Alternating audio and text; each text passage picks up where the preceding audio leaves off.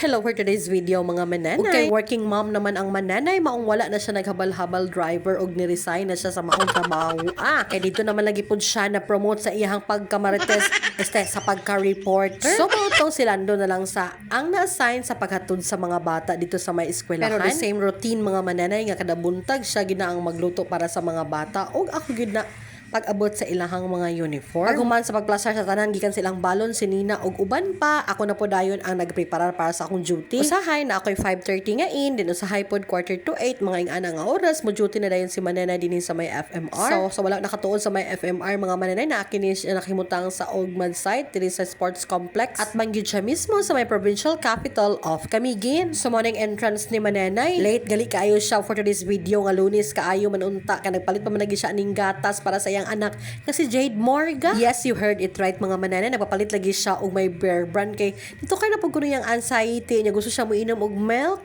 Sana all milk. O dako kay akong naong diha mga mananay no kay unsa ako man lagi lafang is anywhere and everywhere and always manggayod basta naa ka sa FMR. Kay mga generous malagi ang mga kauban sa trabaho sa matong lafang pod si mananay kay iya man ang favorite. Yeah, chika lang nako mga mananay no nga gipatuon ba ako ni Jade Morga sa pag makeup. So matong for the makeup pod si mananay bisag dili siya kabalo. Ako ginang gitry mga mananay ang pagbutang sa foundation day, sa lipstick tism, sa kanang pagbutang sa mga eyeshadow na amot wala ka nagkarimao, wala ako kasabot kadili man lagi ko anay. Pagsunod ako sa my station na rin si Raymart. Sa tinuod lang wala ka ba ako kasabot sa kung naong anak kay usay mo puti, usay pod mo lagom, ug usay pod ma-inchakto. Yan nga tayo mga mananay nagsugod dahil si Sir Michael or DJ Chinito sa iyang segment sa every morning. Lahi po dito pag-abot sa alas 11:30 mga mananay katong naami mo to siya ang arangkada sa kaudtuhon. Ichika lang pod nako mga mananay nga kanin siya nga work ako gini siya gipangayo. Dili literally nga pagka-reporter or dili sa FMR. Pero ako gid gipangayo ni Lord nga unta maplastar ko kay mag for good na lagi ko dinhi sa may isla. Unya gitubag dayon sa Ginoo mga mananay ang akong pag-ampo pero wala lang ko kasabot ganon diri ko sa may FMR nga.